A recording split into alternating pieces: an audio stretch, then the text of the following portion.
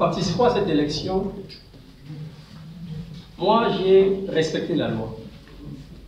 J'attendais que la même chose se passe avec l'adversaire. J'attendais encore plus que cela se passe avec les administrateurs, en tout cas les autorités locales. Seulement, j'ai constaté qu'il y avait des volontés qui ne voulaient absolument pas respecter la loi. J'ai vu de mes propres yeux comment est-ce qu'on manipulait la loi, comment est-ce qu'on marchait sur la loi. 2 arrêtés du préfet de la Cuvette qui portent le même numéro 101 avec les mêmes références.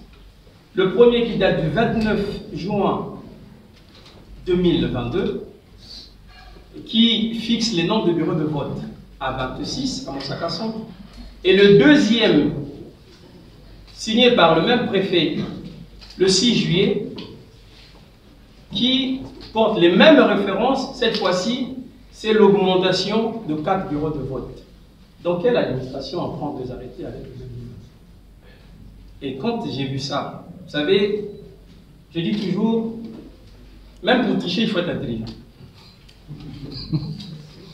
Quand on fait des choses à la va-vite, à un moment donné, on peut se tromper et dévoiler la tricherie qu'on veut organiser. Et d'ailleurs, il faut que je vous le dise, que le deuxième arrêté sort parce que je mets la pression, parce que en réalité, au début, c'était une information que le président de la commission locale vient nous dire que voilà, je vous donne une information, il y aura 4 bureaux de vote supplémentaires. Alors qu'il n'a pas le document. Et je lui ai fait comprendre que la loi électorale dit que ce n'est pas de son ressort. La création et l'implantation des bureaux de vote, ce n'est pas le président de la commission locale. C'est en charge. C'est vraiment la responsabilité du ministre en charge des élections. Et donc pour lui, il fallait faire avaler cette information. Et bizarrement, je vous le dis encore, que lorsque M. Luwanga, Jean Luwanga, qui est le président de la commission locale, nous donne l'information qu'il y aura 4 bureaux de vote supplémentaires, lui qui n'a pas l'information officielle, il sait déjà où va se trouver un bureau de vote. Il dit il y aura un dans Biangala. Et Biangala, c'est le quartier où se trouve mon adversaire. Et je lui pose la question, comment tu n'es pas en possession du document? Et bizarrement, tu sais déjà qu'il y aura 4 bureaux de vote supplémentaires et tu sais déjà là où va s'implanter le premier. Et je lui ai fait comprendre qu'on comprend les mécanismes que vous voulez mettre en place pour tricher. Mais je lui ai obligé que dans ma liste, il y aura 4 délégués supplémentaires que lorsque vous allez me donner l'arrêté. Pression après pression, pression après pression, l'arrêté a été affiché le 8 juillet.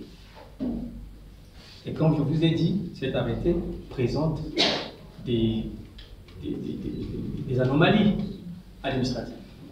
Et qu'est-ce qui se passe? Toujours dans le même élan, M. Luwanga était en complicité avec M. Oscar Otoka. Mais en tout cas pour tricher les élections.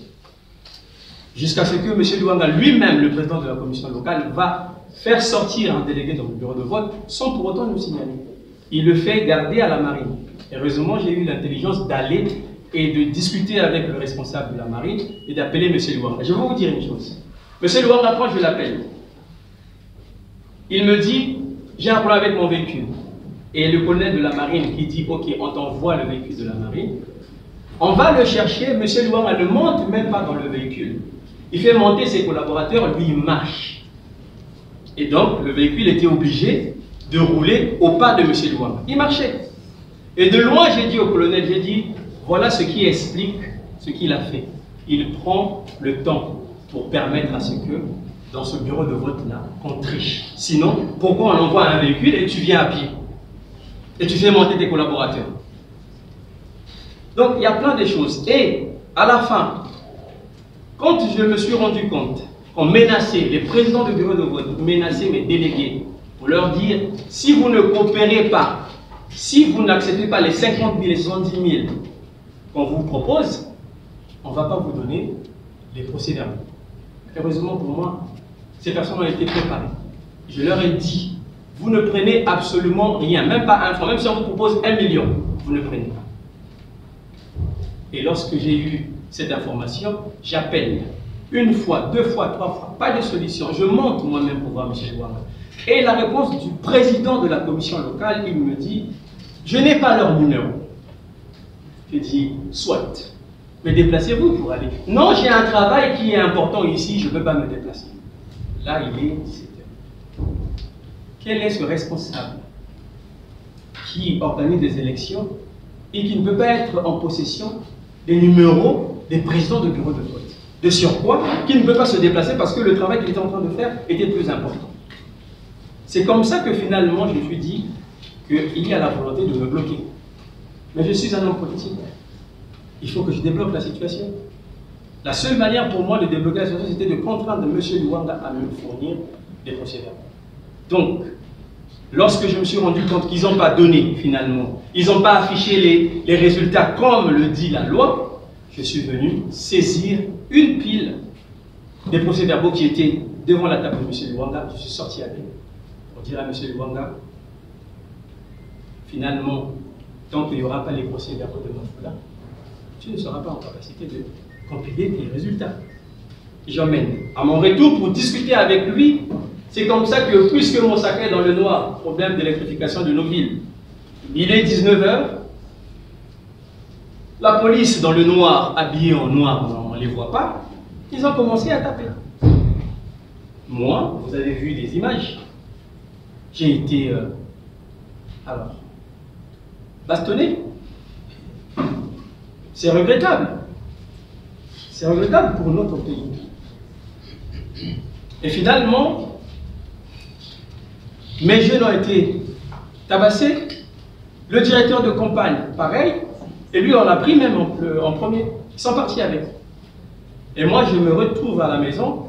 Et les agents de la force publique sont venus me trouver à la maison. Et il fallait que je les suive. Je dis, il n'y a pas de problème pour les suivre parce qu'il y a un problème. On va discuter pour leur dire, voilà, la conséquence de ce que M. Luanga a fait. Parce que si M. Luanga avait organisé des élections de façon transparente, il avait ordonné, quand je lui ai demandé à 3 reprises, de délivrer les procès-verbaux à mes délégués, je ne serais même pas dans son bureau. Et c'est comme ça que finalement, j'arrive pour discuter, et puis on me retient là. Voilà, M. Patrick, comment je me suis retrouvé détenu et dans des conditions malpropres.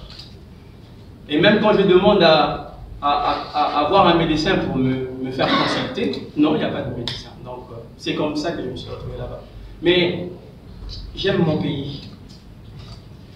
J'aime le peuple congolais. J'aime les populations de mon pays.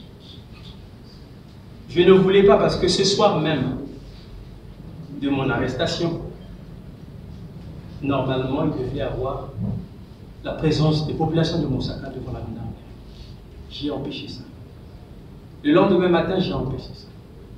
Le deuxième jour, j'ai fait pareil. J'ai empêché ça. Voilà comment je me suis retrouvé en prison. Monsieur,